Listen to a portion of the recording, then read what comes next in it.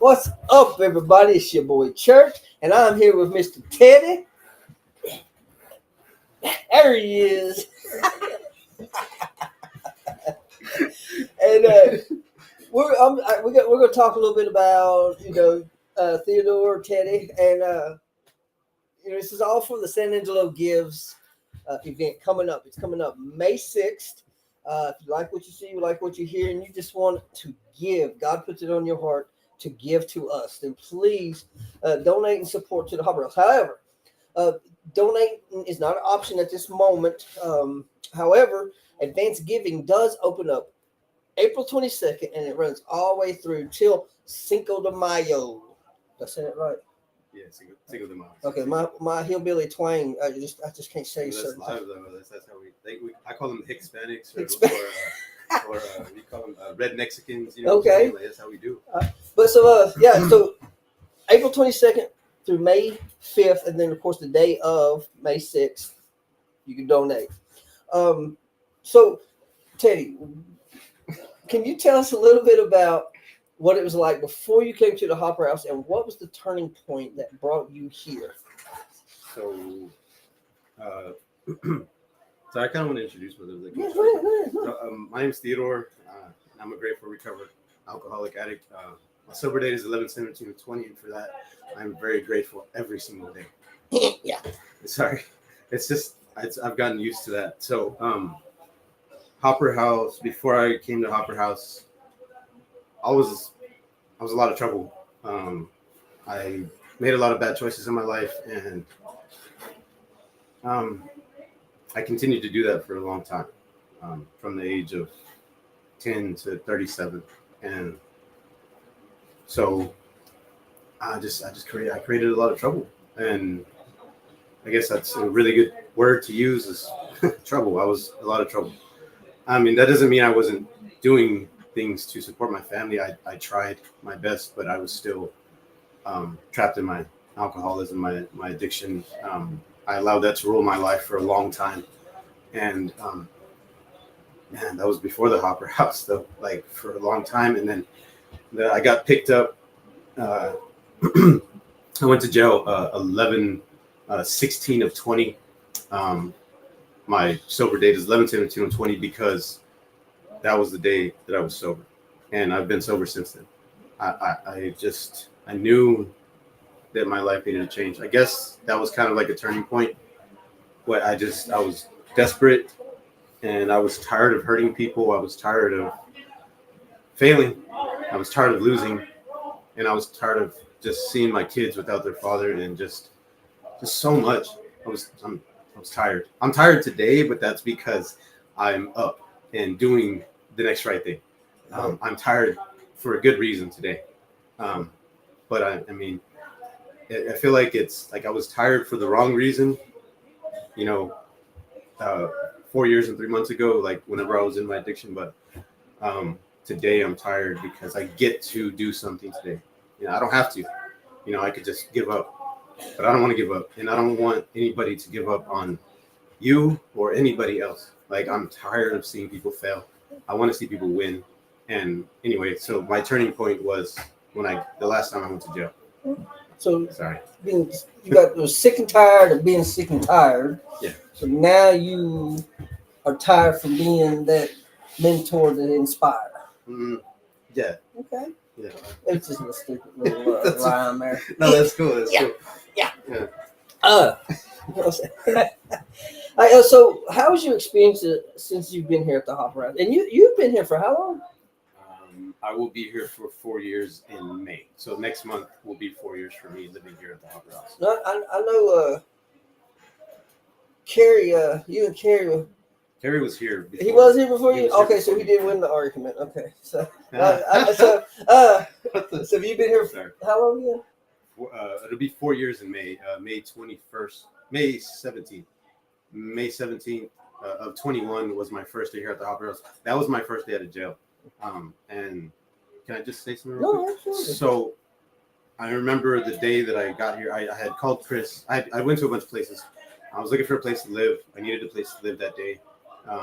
But I called Chris, and he told me to meet him here around 5 o'clock or so. My mama brought me up here. And I remember on the phone call though, that's what's important is on the phone call I talked to Chris. I said, hey, I'm just looking for a place to stay for a couple of months because I got to get my things together, and I'll be moving on. So I just need to get my stuff together. And he was like, the question that Chris asked me was, now why would you want to do that? And at the time, it didn't really hit me, but I heard what he said. Now, as I was living here and I was learning about the 12 steps and how to live a better life, that question really laid thick on me. Because why would I want to just come and get my things together and leave whenever I'm coming to a place that actually can help me to live my life better? And, I'll be here for 4 months next month. Like if it's working, why? That was my next question, actually. So, and I was want to ask you, how was your experience at the Hop House changed your life? Because what I heard is that at first you made it you drew a small boundary there, but like, hey, I'm just here long enough to do what I need to do, and then I'm gone. But you've been here 4 years, right? Yes, sir. So if it works, it works. Yeah. So could you tell me about your experience here that's changed your life, that's held you here for 4 years? Sorry, but there's a list of experiences like this. I've met so many good people. I've met people that needed help. I was one that needed help. So I was real quiet at first. I didn't want to talk. I'm still kind of like that at times, but I try to get out of that. I'm an introvert, so I'm not really wanting to speak a lot, but the program requires you to speak. You have to share. If you're not doing it, then you're not working the program, So when I started to speak to people, I started to learn that I'm not the only one. Right. That's what I used to think all the time, was that I'm the only one that's going through this stuff. And that kept me from opening up to people. And whenever people would open up to me and share that experience of what happened in their life and where they're at now, I was like, hey, maybe this is what I'm supposed to be doing. I didn't know, but I was like, I'm gonna give it a shot. And today I get to take a meeting out to U-Turn for Christ on Mondays. We share out of the Life Recovery Bible. That's a really good one for 12 steps. It integrates the scriptures with recovery, the 12 steps. That's one thing I get to do. I get to chair a meeting on Friday nights here. That's an Alcoholics Anonymous meeting. And then I get to go to all the meetings here. I do 7 meetings a week. I'm not required to. As far as the rules go here at Hopper House, I'm only required to do 40 meetings a week. But if I want recovery, I got to put as much energy into it as I did whenever I was using. I would stay up hours drinking, smoking, doing weird stuff, just awake, for what? For no reason. Just I was wasting energy. Now I'm using my energy. I get to use my energy to do something good today, and that's what I'm trying to do every single day. Sorry. And I know you talked about how you don't like to talk, but you do talk, and I've noticed that a lot of the times that you sound very nervous. So I guess you've never really got past the fear of not wanting to speak or what. However, but I know you do it anyway, though. Yeah. And that to me, people ask me all the time, what's my favorite steps? Step 5 and step 12, of course. And because sharing and talking to others is what saved my life through many experiences. So So now, because of the Hopper House, what does the future look like for Tanner? True. I can't say I know, but I can say that I believe that wherever this takes me, I get to be of use. I get to be of maximum use to God's will, not my will, because my will got me in trouble. My will put me in situations that I didn't want to be in, where I was scared, where I was, alone, where I doubted everything. But if I follow God's will, then and His is greater. It's He wants happy, joy, peace, love, kindness, all these great things. So if I follow that, the future looks great. And I know Hopper House is planning on doing big things. This is a big thing right here, but there's more to come. I know there's more to come. Absolutely. And I want to be a part of that. Like why wouldn't you want to be a part of something good? Right. You know, like I used to be a part of something really bad for a long time, and it's just a flip. Like to me, I believe that God did that, not me. All I did was come in and say, I'm desperate, I need help, and that help was given, and now I just get to receive, and then I get to give back too. So, and that's what I'm trying to do. I've been trying to do that for this whole time I've been here. And I'm not saying that to lift myself up. Right. I'm not that person. I don't believe, like, I love it when people give me compliments, but I'm very, very sketchy about it. Do not take them well, God. He does not take compliments well. No, sir. No! Or both. No, Who told you? Excuse me. So, no, but I believe that all the glory goes to God. yes.